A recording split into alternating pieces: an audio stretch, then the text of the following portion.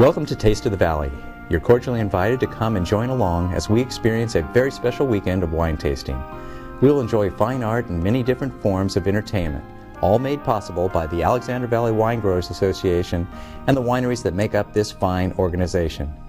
We will have the opportunity to sample some great food and, of course, the excellent wines of Alexander Valley. I'm Mark Gladden, and I'll be your host for this event. Fantastic.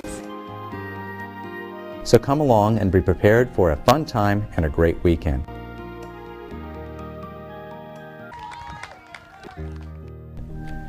Our weekend begins on Friday evening with a kickoff dinner celebration at the lovely Trinity Winery.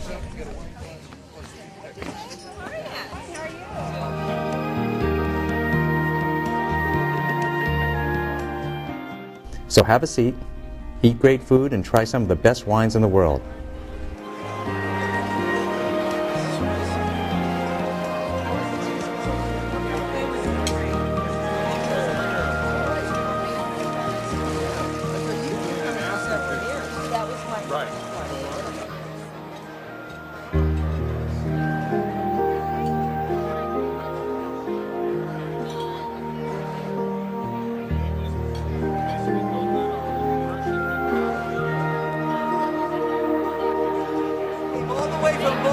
For this wonderful Alexander Valley wine. It is great. Everybody should partake.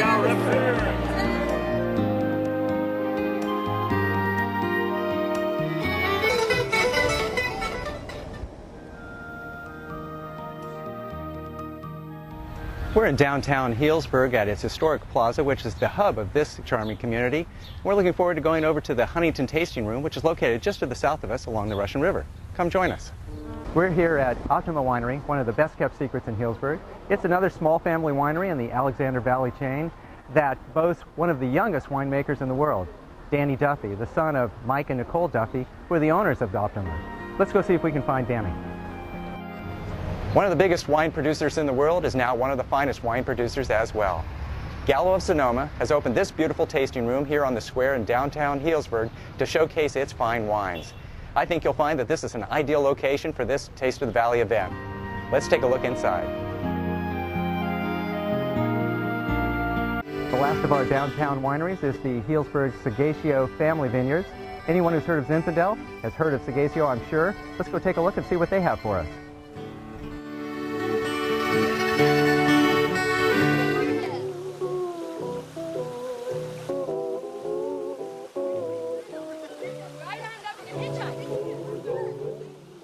Okay, we're here at Simi Winery, where the theme today is Honolulu. That's right. This lady's been dancing for us, and you may not know it, but even before Eduardo Sagacio came to this area, two brothers came down here from Italy, Giuseppe and Pietro Simi, who decided this area, which was much like their area in Tuscany, Italy, was perfect for growing wine grapes. The facility behind me was completed in 1890 as a result of their hard work. It was later taken over by Giuseppe's daughter, Isabel. 100 years later, the winery is still here, and her influence is as well. Let's take a look and see what they have in store for us. This is one stop I've really been looking forward to. We're here at the lovely Stryker Winery. It's won an Architectural Design Award for all of Northern California, and it's a lovely facility. I think you'll agree when you take a look at it. Let's go see. Here we are at Murphy Good Winery. It's one of the pioneers in the Alexander Valley and has remained in the forefront of viticulture ever since. One of their favorite wines is Sauvignon Blanc, but they also make 5 other varietals. Let's go take a taste and see what they're like. When you speak about pioneers in the wine industry, you have to include Robert Young. Robert Young's vineyards have been here since the 1800s, and he's been producing wines and grapes that are renowned throughout the world. Let's take a look at what he's got in store for us today.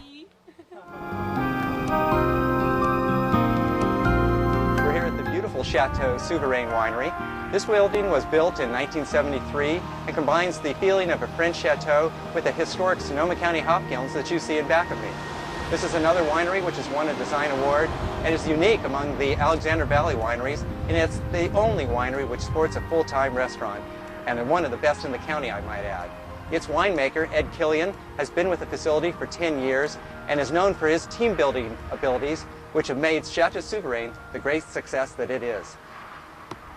And this is the Chateau From the Souverain. French influence of Chateau Souverain, we return to Old Italy. The beautiful Trentadue winery is 100% family owned. In 1959, Leo Trentadue, a first-generation Italian-American, and his wife Evelyn settled in this area from San Francisco and began growing grapes and making fine wine. At that time, the California wine industry was in its infancy. Today, we'll find the fourth generation of the Trentadue family making wine here at this facility. Good day.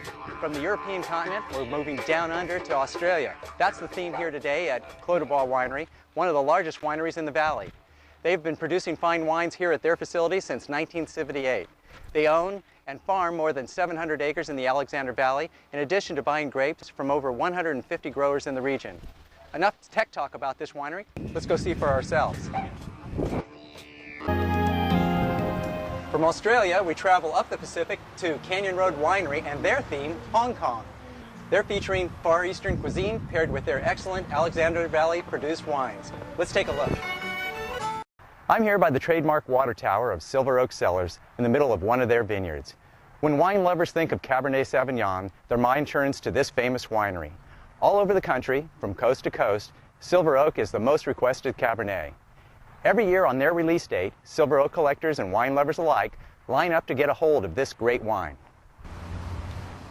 Our next stop is Geyser Peak Winery, this beautiful facility with excellent wine. I can hardly wait to see what other wines they have paired with Mexican cuisine. Let's go take a look.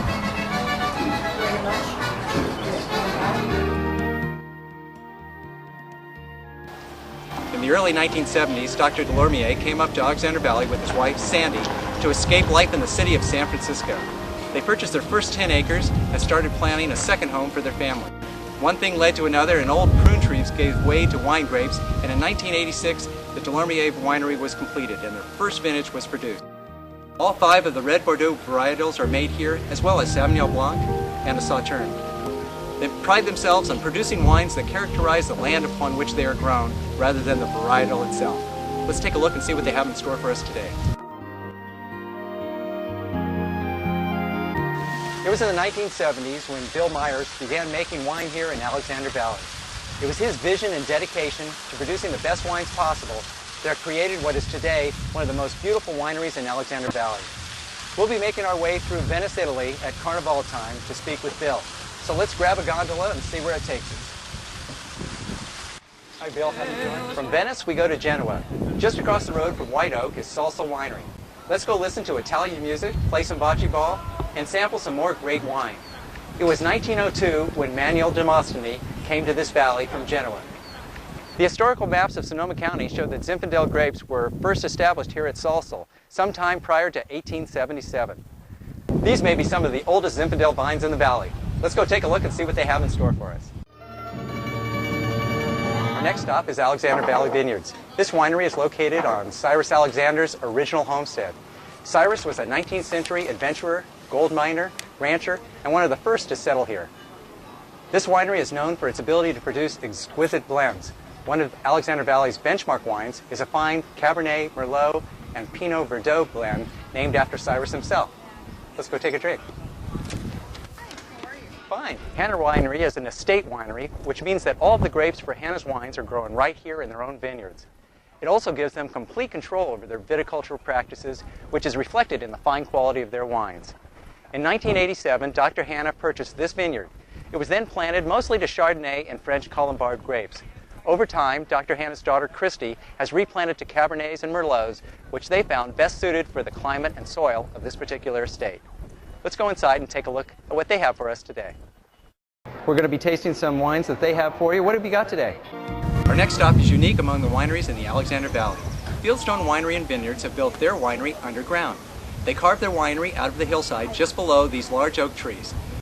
The stones we see at the entrance were excavated from these fields, and thus the name Fieldstone Winery. By remaining small, Fieldstone has had the ability to maintain the highest quality possible.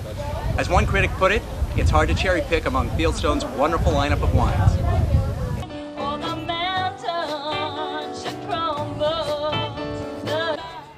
If you're a lover of music as well as fine wines, you have to make a visit to this winery. We're here at Johnson's Alexander Valley Winery, located in the heart of Alexander Valley. Behind me is their famous Robert Morton theater pipe organ. This organ was built in the 1920s for the silent movie industry and eventually made its way to this winery. Let's ask the owner, Ellen Johnson, what wines she suggests goes best with music from this grande dame of the movie industry. Ellen, I've been admiring your organ over here. I understand that you actually play this. Regrettably, we've reached the last stop on our tour. The southernmost of the Alexander Valley wineries, Chateau Felice Winery, although only 5 years old, don't let its youth fool you. Their wines reflect a depth of knowledge which far exceeds their years. I think you'll find that the beautiful winery and its lovely grounds make a great venue for tasting their fine wines.